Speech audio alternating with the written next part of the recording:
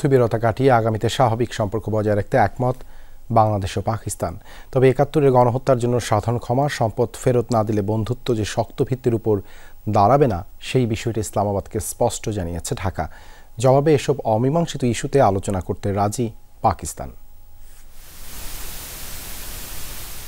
১.৫ দশক পর ঢাকায় মুখোমুখি বাংলাদেশ ও পাকিস্তানের শীর্ষ কূটনীতিক। সকাল 10:30টার দিকে শুরু হয় ফরেন অফিস কনসালটেশন। নেতৃত্বে পররাষ্ট্র সচিব জসিমউদ্দিন ও পাকিস্তানের পররাষ্ট্র সচিব আমনা বালুচ। সেই বৈঠক চলে ৩ ঘণ্টারও বেশি। পরে মধ্যাহ্নভোজ। যুক্ত হন নেপাল, ভুটান ও শ্রীলঙ্কার মিশন প্রধানও। পরে আমনা বালুচ আসেন পররাষ্ট্র মন্ত্রণালয়ে উপদেষ্টা তৌহিদ হোসেনের সাথে সাক্ষাৎ করতে। সেখান থেকে প্রধান উপদেষ্টার সাথে সাক্ষাতের জন্য বেরিয়ে যাওয়ার সময় সফর নিয়ে সন্তুষ্টির কথা জানান তিনি।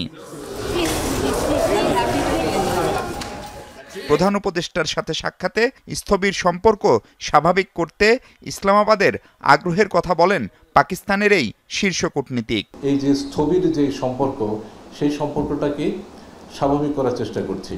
পররাষ্ট্র সচিবের সাথে বৈঠকেও আসে বাণিজ্য, প্রতিরক্ষা, শিক্ষা, বিনিয়োগ ও যোগাযোগ বাড়ানোর বিষয়টি। তাতে সম্মতও হয় দুপক্ষ। 4.3 বিলিয়ন আমরা আজকের আলোচনায় এই ফিগারটাই বলেছি। এটা একটা। আর একটা হচ্ছে যে 1970 সালে নভেম্বরে যে ভয়াবহ ঘূর্ণিঝড় হয়, সেখানে বিভিন্ন বিদেশি রাষ্ট্র এবং এজেন্সি $200 মিলিয়ন সমপরিমাণ অর্থ দান করেছিল। সেটারও আমরা এই বৈঠকে হিস্সা চেয়েছি। আমাদের লক্ষ্যই ছিল এই জিনিসটা ফ্ল্যাগ করা, তাদের নজরে আনা, এবং আমাদের প্রত্যাশার সামনে যে সমস্ত এঙ্গেজমেন্ট হবে, যে সমস্ত বৈঠক হবে, সেগুলোতে আমরা এই বিষয়টা হয়তো সুনির্দিষ্টভাবে আলোচনা করার একটা সুযোগ পাব। তবে সেই সম্পর্ক শক্ত ভিত্তির উপর দাঁড় করাতে ইতিহাসের অমীমাংসিত ইস্যু সুরাহা করার কথা সাফ জানিয়েছে বাংলাদেশ।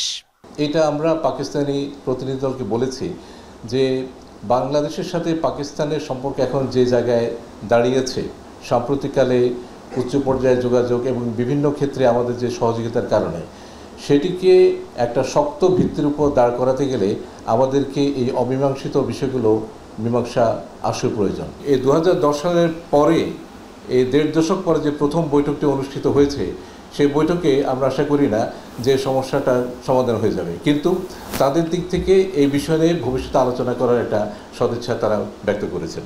তবে এখনই যে পাকিস্তান ৭১-এর গণহত্যার জন্য দুঃখ প্রকাশ করছে না, তাও স্পষ্ট করেন পররাষ্ট্র সচিব। ক্ষমা চাওয়ার নিয়ে যে কৌশল, দেখেন, আমরা আমাদের দিক থেকে আমাদের অবস্থানটা তুলে ধরেছি।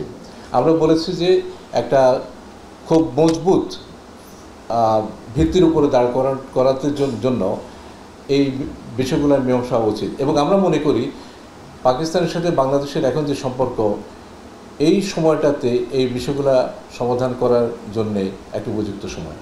খুব দ্রুতই পাকিস্তানের সাথে সরাসরি ফ্লাইট চালুর ব্যাপারেও আশাবাদী দেশের এই শীর্ষ কূটনীতিক।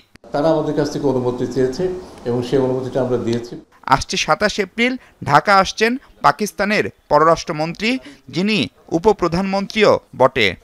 এই মাসের 27-28 তারিখে। মাহফুজ মিশু, যমুনা নিউজ, ঢাকা।